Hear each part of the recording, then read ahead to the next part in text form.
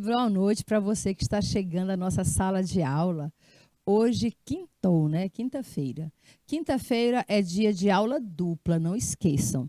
A gente tem agora, esse primeiro momento, 2 aulas de língua portuguesa dentro da análise linguística, mas não esqueçam que no final da noite a gente deixa para vocês aqui a revisão semanal. Então, vá na plataforma depois das aulas e abra a nossa revisão semanal, tá bom? Então, vamos lá. Na aula de hoje, vamos tratar de efeitos de sentido. Efeito de sentido é no campo semântico, é o entendimento do texto, é o resultado, a conclusão do texto. No entanto, essa conclusão ela pode variar de acordo com a tipologia textual, de acordo com os gêneros textuais, e é isso que a gente vai ver hoje, tá bom? Efeitos de sentido, vamos estudar humor, ironia, ambiguidade e duplo sentido. Então, vem comigo porque a aula promete muita coisa, tá bom? Simbora. Efeito de sentido, humor, ironia, ambiguidade, duplo sentido. Hoje a gente vai compreender as inferências textuais por meio da apreensão dos sentidos globais do texto produzido pelo uso da linguagem polissêmica. Linguagem polissêmica quer dizer a linguagem com vários sentidos, né?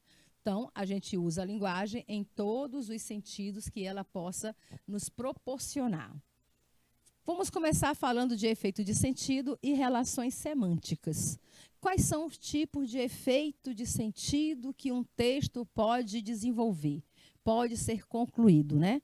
Então, o sentido de um texto, lembrando, o sentido de um texto pode variar de acordo com a tipologia textual. Se você tem textos mais, vamos dizer, formais, como os textos oficiais, como relatórios, como comunicados, avisos, então são textos que prezam ali pelo sentido denotativo. Porque, de modo geral, a gente tem que entender que o sentido de um texto, ele pode ser denotativo, de modo geral, o sentido pode ser denotativo quando você tem que entender o texto ao pé da letra. Quando, de fato, o que o texto quer que você entenda é do modo como ele foi escrito. Então, se a mensagem é para ser compreendida na sua integridade, você tem um sentido denotativo dos textos. Já o outro sentido é quando o texto trabalha com sentido conotativo. São vários, né? São vários os textos que levam a gente a compreender pelo sentido conotativo. Conotativo é o sentido figurado. Conotativo é um sentido que não está no texto, não está diretamente, não está explícito no texto, mas leva a gente a compreender, a interpretar de maneira diferente. No sentido conotativo, um texto pode ter um duplo sentido, que é diferente da ambiguidade, apesar de que há muitas pessoas que confundem duplo sentido com ambiguidade, tá bom? Duplo sentido é muito levado para o meio artístico, quando realmente você quis causar aquele sentido duplo. Quando um sentido não elimina o outro, permanece os dois sentidos. Já a ambiguidade também é vista como vício de linguagem. Também é visto como uma linguagem pobre, também é visto como uma das formas de você não ter sabido produzir o texto. Então, a ambiguidade é quando você gera duplo sentido, porém, apenas um sentido vai prevalecer. E se prevalece um, você elimina o outro. O duplo sentido, não. Você vai ter as duas compreensões ao mesmo tempo. A ambiguidade, você tem que considerar um e eliminar o outro. Já a ironia, que já é uma figura de linguagem, já é conotativo, é quando você lê um texto que termina no sentido para você entender outro. O humor, claro, é gerado pela quebra de expectativa, quando você espera que termine o texto de uma forma e ele termina de outra, então aí você tem o humor. A polissemia é quando tem o jogo de sentido de palavras, palavras que têm vários significados. Sinonímia, quando trabalha com palavras do mesmo sentido. Antonomia são as palavras contrárias. A hiperonímia, quando abrange o sentido global. E a hiponímia, quando vem para o sentido específico. Ou seja, tudo resulta no campo semântico, no campo dos significados das palavras, que vai dar os significados do texto. Aí a gente já começa com uma faixa, né, na porta da loja, um texto. Todo texto é texto, gente. Uma faixa na porta de uma loja é um texto. O texto é qualquer enunciado que tenha a finalidade de se comunicar, de passar uma comunicação para as outras pessoas. Então, se você coloca uma faixa na porta da sua loja ou na porta do seu empreendimento, é porque você quer passar uma mensagem ao público. E a faixa diz o seguinte: promoção. As pessoas, quando vê o nome promoção, nem lê o resto, já entra na loja, né? E já quer comprar. Promoção no mês das mães, ou seja, em maio, olha a interpretação, né? No mês das mães, que é o maio, na compra de 3 peças, ganhe uma rasteira grátis. A palavra rasteira, ganhe uma rasteira grátis. A palavra rasteira tem duplo sentido, certo? Não é ambiguidade, é duplo sentido, porque vai jogar com a polissemia, uma vez que a palavra rasteira pode ter sentidos diferentes. A gente chama de rasteira quando alguém passa a perna em outro, aí deu uma rasteira, logo que ocasiona uma queda, né? Se você passa a rasteira em alguém, a pessoa vai cair. Você entende como rasteira, aquela coisa também que vem de mansinho, sem você perceber, ele se chega rasteiramente, né? Você entende como rasteira um tipo de sandália, né? Aquelas sandálias sem salto. Chinelinho sem salto, eles costumam chamar de rasteira. Então, se é uma loja de calçados, pode ser que seja realmente uma rasteira, uma chinelinha. Mas e se for uma enganação? Você pode entender rasteira como uma enganação. Você foi enrolado, você foi enganado, então te passaram uma rasteira. Olha o tanto de sentido. Se você for enrolado, te passaram uma rasteira. Se alguém joga os pés nos seus pés e te derruba, te passaram uma rasteira. Se você compra uma sandália que não tem salto, você comprou uma rasteira. E se alguém se aproximou de você com outras intenções, mas de modo muito sutil, você diz também que foi uma rasteira. Traição também é chamada de rasteira, né? Quando você é traído, você diz, eu peguei uma rasteira. Não é isso? Então, a palavra rasteira, ela é polissêmica. Ela tem vários significados, várias formas de se compreender.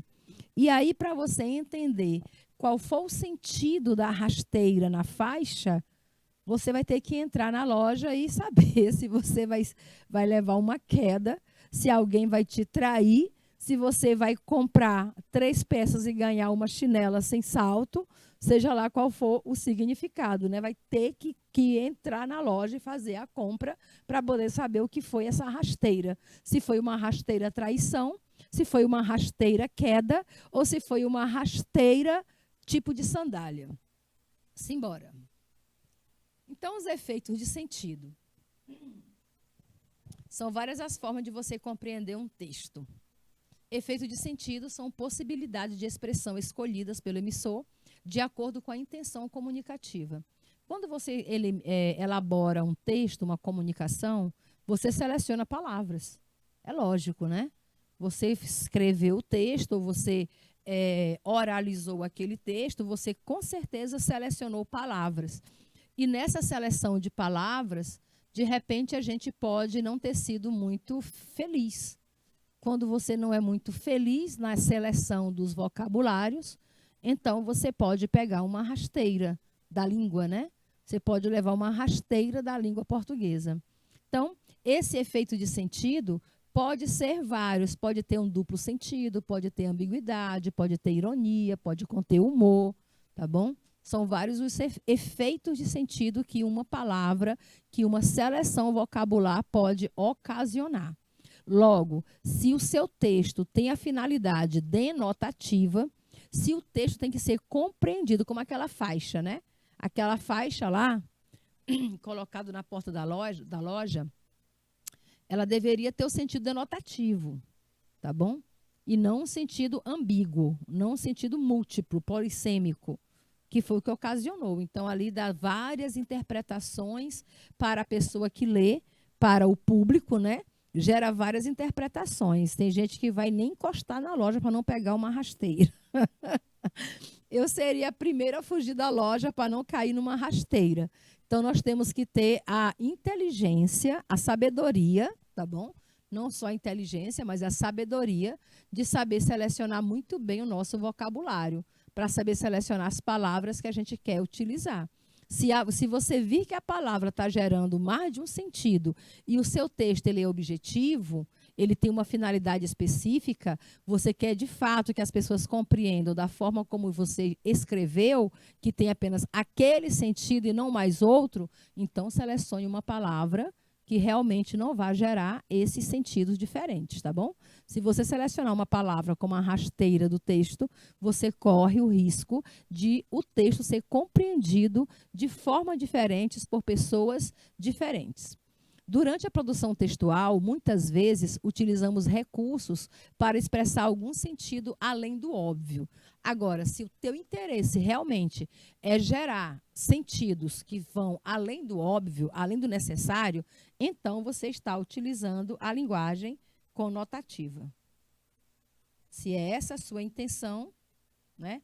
Tudo vai da intenção comunicativa, gente, está bem aqui, ó, tudo depende da intenção comunicativa. Se a intenção é ser objetivo, é ser direto, se a intenção é que todos compreendam da mesma forma, você vai usar uma linguagem denotativa. Você vai selecionar palavras que não tenham sentidos múltiplos, tá bom? No entanto, se a tua intenção comunicativa é gerar um texto para que ele tenha sentidos além do óbvio, para que ele possa ultrapassar os sentidos que gera na palavra, então selecione uma palavra que seja polissêmica, que possa ser compreendida de várias formas. Não foi o caso daquela faixa. A faixa que a gente analisou na abertura da aula, ela deveria ter um sentido denotativo. Todos deveriam entender da mesma forma. Logo, a seleção da palavra rasteira não foi a melhor. Não foi, vamos dizer, a pessoa que selecionou a rasteira na faixa não foi muito feliz. Se a rasteira era uma sandália sem salto, então ele poderia colocar, né, poderia ter usado a expressão mesmo, e ganhe uma sandália. Uma havaiana, uma Ipanema, um chinelo, tá bom? Teriam outras palavras mais óbvias para a pessoa não entender outro sentido. Mas como usou a palavra rasteira, a rasteira vai permitir mais de um entendimento. Entenderam? Então, isso é o que você chama de efeito de sentido. Tudo parte da intenção do emissor. Qual foi a intenção dele ao gerar aquela mensagem?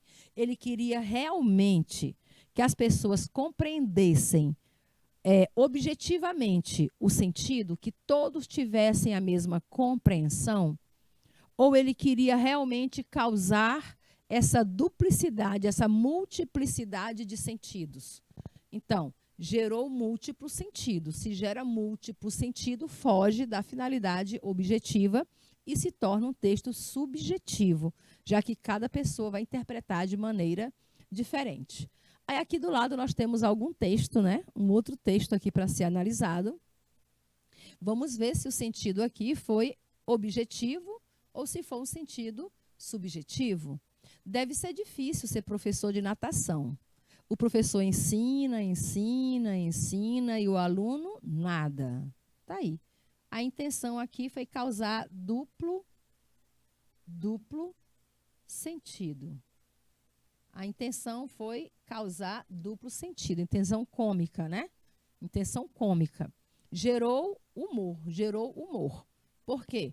Porque você pode compreender o nada de maneira diferente, já que é uma palavra polissêmica.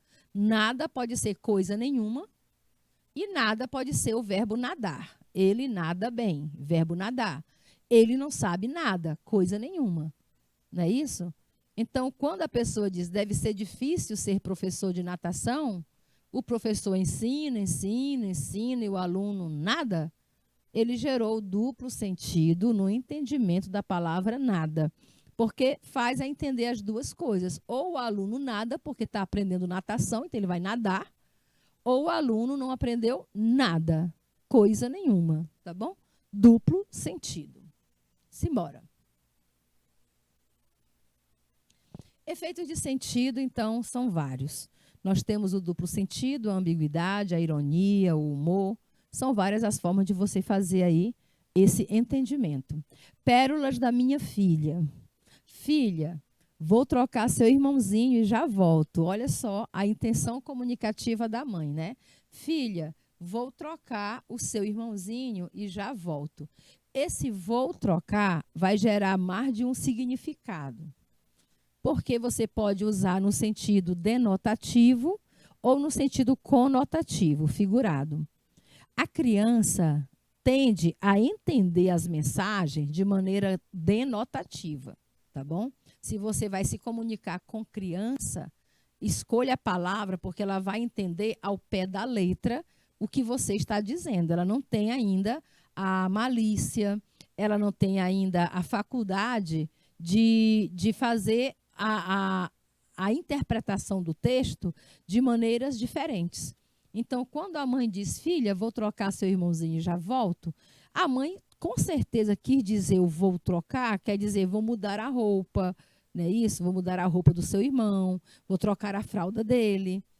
Agora, ela não completou o sentido, vou trocar a fralda do seu irmãozinho e já volto. Só falou, vou trocar seu irmão e já volto. E como a criança ela não tem essa malícia de compreender palavras usadas em sentido conotativo, em sentido figurado, ela então vai entender ao pé da letra. Aí a filha responde, troca não, mãe, eu gosto dele. Isso quer dizer que ela entendeu o trocar, não é isso? Ela entendeu o trocar no sentido denotativo, que é substituir. Denotativo, trocar significa substituir. Então, ela entendeu que a mãe vai substituir o irmãozinho por outro, né? E já volto. E a mãe usou o trocar no sentido conotativo. Conotativo. Que quer dizer trocar a roupa, né? Mudar, trocar a roupa. Ajeitar o menino, cuidar da criança, trocar de roupa. Mas a criança entendeu no sentido denotativo, que é substituir. Então, gerou um sentido diferente. Troca não, mãe. Eu gosto dele. É a Mariana, de 2 anos e meio, e aí a mãe fazia as pérolas da minha filha. Até a palavra pérolas aqui também está empregada em sentido conotativo, tá bom? Conotativo. Pérola, a gente sabe que no sentido denotativo é uma pedra, né? Pérola é uma pedra valiosa, rara até. E quando você fala de pérolas quer dizer coisas engraçadas ou até coisas absurdas. Tinha um quadro no Jô Soares que eu gostava muito, né, no programa do Jô, que ele chamava de Pérolas do Enem. Inclusive tem um livro publicado, viu? Tem livro publicado com Pérolas do Enem. São as pérolas que as pessoas escrevem no Enem. O Jô Soares, ele fazia, eram as pérolas do estudo, né? As pérolas da escola. Aí ele colocava trechos de provas, né? Que os alunos respondiam de maneira bem engraçada. Tipo aquela, encontre o X da questão. Aí o aluno vai lá e circula o X e diz, o X está aqui. Pronto, achou o X, né? Então, essas são as pérolas, quando você faz coisas bizarras, coisas que não estão sendo esperadas. Então, pérolas são raridades. E essas raridades aí significa também uma raridade no entendimento da língua. Beleza? Simbora, trabalhando efeito de sentido. Vamos começar falando de duplo sentido. Duplo sentido é um recurso no qual são utilizadas palavras ou expressões que possuem diferentes interpretações. O nome já diz, né? Se é duplo sentido, vai ter diferente interpretação. Isso é intencional. Vamos começar falando que o duplo sentido, ele é intencional. Ou seja, quem usa o duplo sentido quis realmente provocar essa falha, né, na comunicação, quis causar no interlocutor o entendimento de maneira diferente. Então, entender entender de modo diferente, uma palavra, uma expressão e, às vezes, até mesmo toda uma estrutura. Aí você sabe que a propaganda, vamos pegar aqui que a propaganda, ela usa muito desses efeitos, tá bom? Ela usa muito esses efeitos para causar como a gente diz, para causar um impacto, né? Para impactar o consumidor de uma maneira diferente. Então, existem muitas propagandas que entram no campo da diversão, dos trocadilhos, tá bom? O efeito de o duplo sentido também pode ser chamado de trocadilho. Trocadilho. Quando a intenção é você trocar um sentido por outro. Aí você tem aqui, por exemplo, a propaganda do creme dental Colgate. Aí o texto da propaganda diz: a escolha prudente. Prudente quer dizer uma escolha certa, né? Prudente quer dizer uma escolha selecionada. Ser uma pessoa prudente é ser uma pessoa cuidadosa. Não é isso? Ser uma pessoa prudente é ser uma pessoa mais óbvia, mais lógica. Então, quando ele diz a escolha prudente, a palavra prudente, ela gera duplo sentido, porque é uma palavra que a gente chama, esse efeito aqui, você chama de paronímia, tá bom? Você chama isso de paronímia. Paronímia. Quer dizer, é uma palavra que pode gerar sentidos parecidos, né? Não é a mesma palavra, mas gera sentidos parecidos. Por exemplo, olha, foi selecionado o adjetivo prudente. Prudente quer dizer a pessoa que se previne, né? Prudente é que significa prevenir ou preventivo. Prudente é preventivo. Mas se ele usasse a palavra a escolha preventiva, não teria dado essa duplicidade de sentido, teria tirado o efeito cômico do texto, tá bom? Agora, como ele usou a palavra prudente, que quer dizer preventivo, no caso vai remeter ao creme dental para o dente. Daí vem a paronímia, né? Se você fala para o dente, pro dente, a escolha pro dente, a escolha para o dente. Ou seja, na linguagem coloquial, seria prodente. Então, prodente seria parônimo de prudente. Por que é parônimo? Porque prodente é escrito de forma diferente, mas se assemelha ao som da palavra prudente. Quando você fala, isso aqui é prudente. É para o dente. Você fala prudente, né? Na linguagem coloquial, você diz prudente. Então, são palavras escritas de maneira diferente. Elas são palavras com sentidos diferentes, mas são parecidas no som, né? Elas geram o mesmo som, com entendimento diferente. Então, a escolha prudente pode ser para o dente ou pode ser uma escolha preventiva. Que a ideia também pode ser essa. Ou seja, o duplo sentido, ele não elimina os sentidos. Ele gera dois sentidos e os dois vão prevalecer. Tanto faz você entender que é uma escolha para o dente ou uma escolha preventiva, tá bom? Os dois entendimentos estão corretos. Olha, o Colgate é uma escolha para o dente, está correto. Colgate também é uma escolha preventiva, uma vez que a função do creme dental é prevenir, né? É prevenir placas, é prevenir cárie, é prevenir vários tipos de problemas que possam ocasionar aí na boca, né? Que pode prejudicar os dentes, tá bom? Então, o uso da palavra prudente foi uma escolha selecionada. Foi uma palavra realmente bem empregada, cumpriu a finalidade. Então, isso é duplo sentido. Duplo sentido não gera efeito ruim, como aconteceu na rasteira, tá bom? A rasteira foi uma ambiguidade, ou seja, gerou sentidos diferentes e alguns até ruins, né? Que se você entender de uma forma, você elimina as outras condições, tá bom? Aqui não, aqui tanto faz você entender que é uma escolha para o dente ou que é uma escolha preventiva, que está tudo bem. Está dentro do sentido que o texto quis gerar. Ou seja, um sentido não eliminou o outro. Isso é um trocadilho. Aí você chama de duplo sentido. E é uma das formas que você pode fazer a seleção da palavra. Escolher uma palavra para significar outra intencionalmente. Aí nós temos aqui a modelo, manequim famosa do Brasil, Gisele Bündchen, na revista Veja, ou Veja Essa, né? A Gisele Bündchen fez uma seguinte afirmação. Ela falou em algum local, em algum lugar por aí, numa entrevista, sei lá, ela disse o seguinte: sinto falta da galinha da minha mãe, do peixe do meu pai e da energia do povo brasileiro.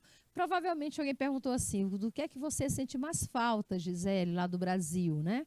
Já que ela é uma top internacional, vive fora do país há bastante tempo, talvez a pessoa tivesse perguntado a ela, do que você sente mais falta do Brasil? E ela respondeu, sinto falta da galinha da minha mãe, do peixe do meu pai e da energia do povo brasileiro. Então, em algum momento ela gerou duplo sentido? Ela fez um efeito diferente naquilo que estava dizendo? Vamos ver. Ocorreu no texto duplo sentido, ambiguidade, ironia ou humor? Ocorreu humor também, porque não deixa de ser engraçado, né? Dizer que sentiu falta da galinha da minha mãe. O problema é esse aqui, galinha da minha mãe. Sinto falta da galinha da minha mãe. Quando ela diz galinha da minha mãe, você vai entender de maneira diferente. A pessoa que lê ou que ouve pode entender galinha da minha mãe de maneira estranha, né? Soa estranho. Sente falta da galinha feita por minha mãe. Aí sim. Da galinha cozida por minha mãe. Aí sim, você entenderia. Mas galinha da minha mãe, ela poderia estar chamando a própria mãe de galinha, entendeu? Então, o que gerou aqui foi um duplo sentido, certo? Porque você entende tanto como a galinha que a mãe dela prepara, como você também pode entender que ela chama a mãe de galinha, né? Olha, eu sinto falta igual aquela história do cachorro do meu pai. As pessoas fazem muito essas musiquinhas de duplo sentido, Silvio Santos, né? O pinto do meu pai. Não era o Silvio Santos, não, era outra banda aí. O pinto do meu pai fugiu com a galinha da vizinha. Não tinha uma musicazinha assim? Né? O pinto do meu pai fugiu com a galinha da vizinha.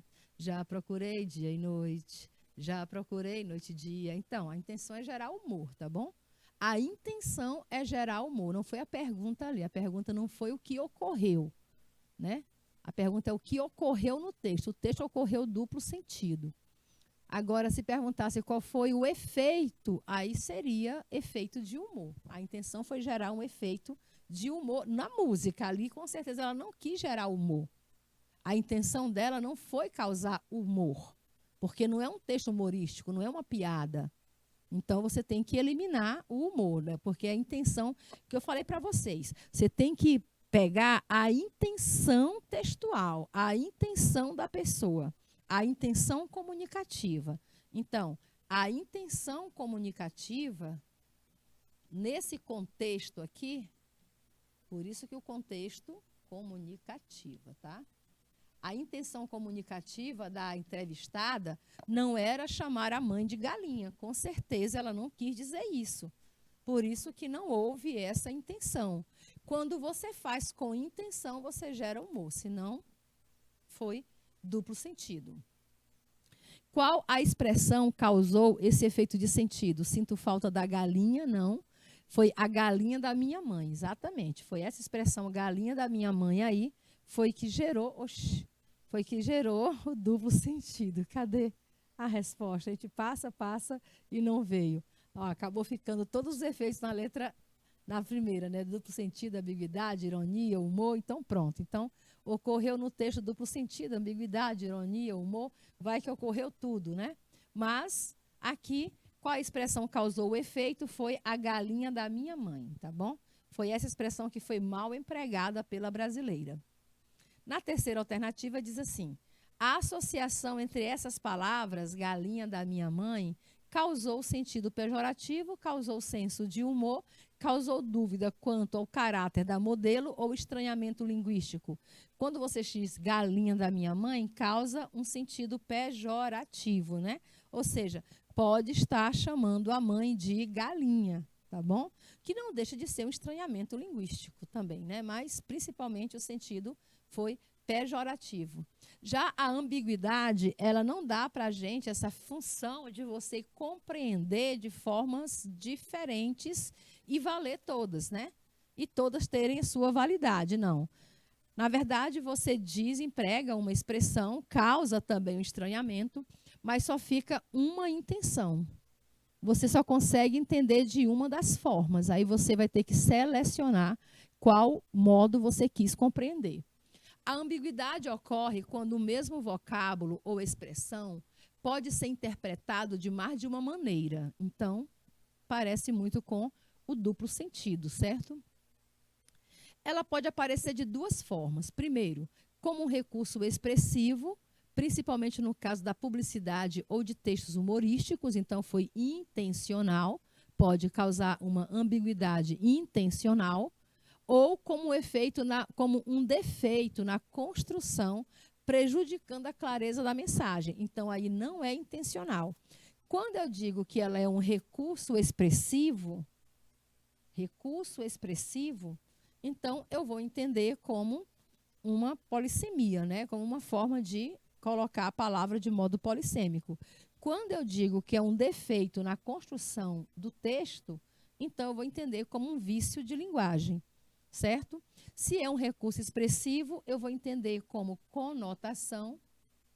Conotação foi intencional. E se não foi intencional, se foi realmente um defeito na construção do texto, eu vou entender como um vício de linguagem. A ambiguidade tem esse vício de linguagem.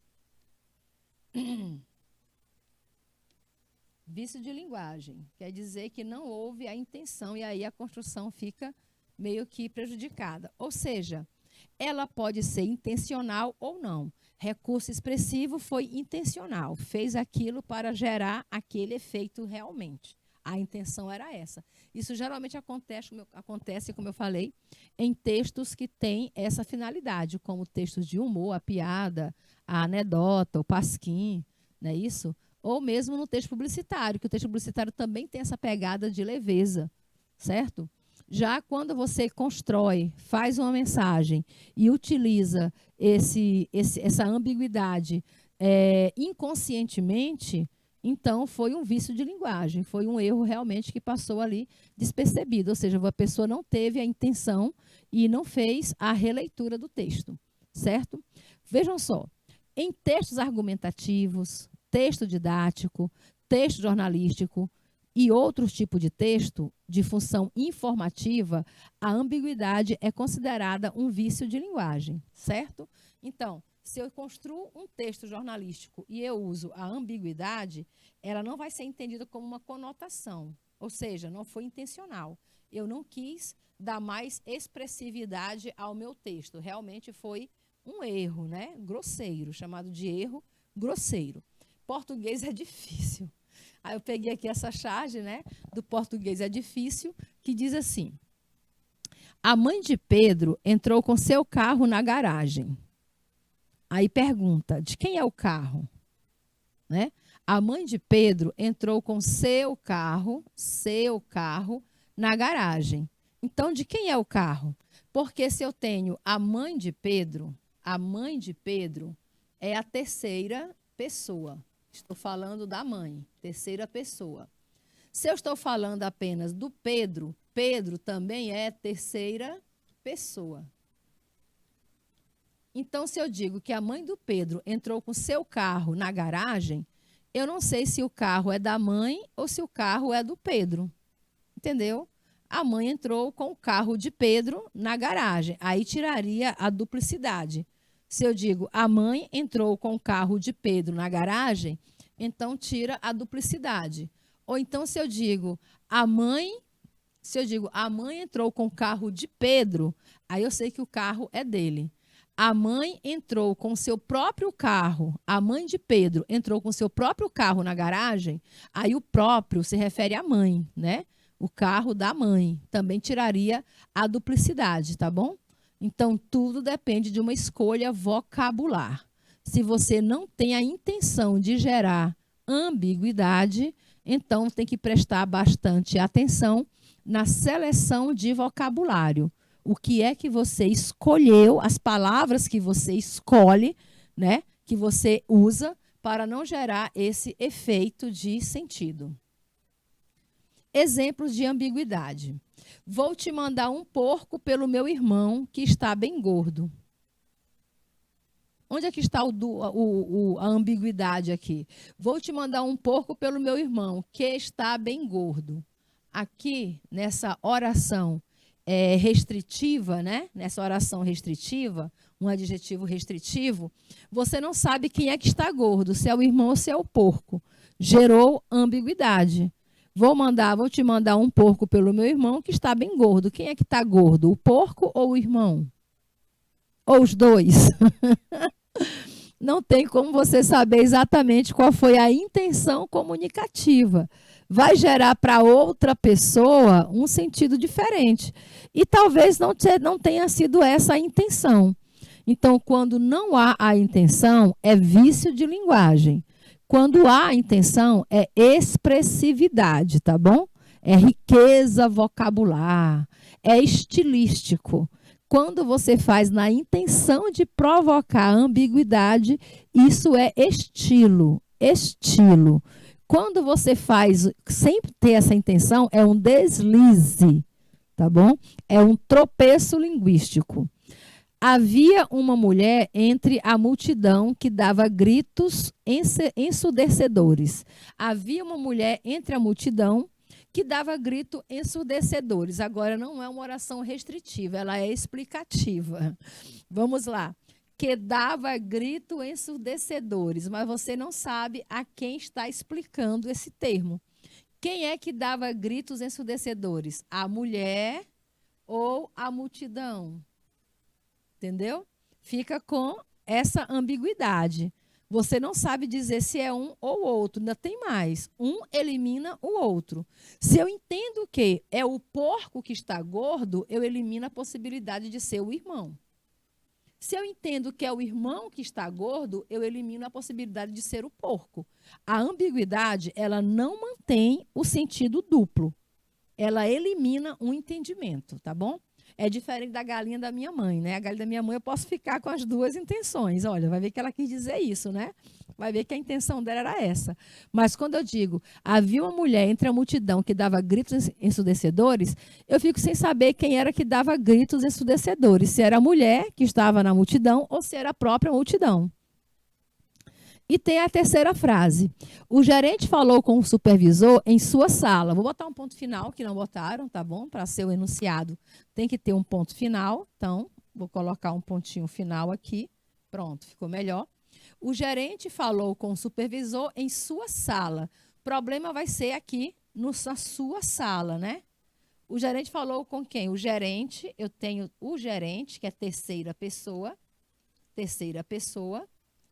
Eu tenho o supervisor que também é terceira pessoa, e eu tenho o pronome sua, que também é de terceira pessoa. Se eu tenho duas terceiras pessoas de quem eu falo automaticamente do gerente e do supervisor, e depois eu uso um pronome sua, né? Pronome, a gente chama de pronome possessivo, né? Meu, seu, sua, meu, primeira pessoa, sua, tua, segunda, sua, terceira. Então, se eu digo, falou com o supervisor em sua sala, o sua sala não dá para o interlocutor entender se a sala era do gerente ou se a sala é do supervisor. Entendeu? E se ele estiver falando comigo em terceira pessoa, me chamando de você, eu ainda posso entender também que a sala era minha. E agora, como é que fica? Né? Se ele me chamou de você, porque o você permite usar o pronome na terceira pessoa, não é isso? Se me chamar de você, ainda posso pensar, eita, a sala era minha? Então, o gerente falou que supervisou em sua sala, você fica sem saber quem era o dono da sala, entenderam? E se você entender que a sala é do gerente, elimina a possibilidade da sala ser do supervisor. Se você entende que a sala é do supervisor, então elimina o entendimento de que a sala seja do gerente. Logo, isso eu chamo de ambiguidade, e a ambiguidade ela é muito mais vista como descuido do que como estilo. Para ser estilo, tem que estar empregado num texto literário, tá bom? Um texto literário é um texto que já tem esse sentido de fazer vários, né? Já tem a intenção, não é nenhum sentido. O texto literário já tem a intenção de causar vários sentidos diferentes, que não é o caso dessas falas.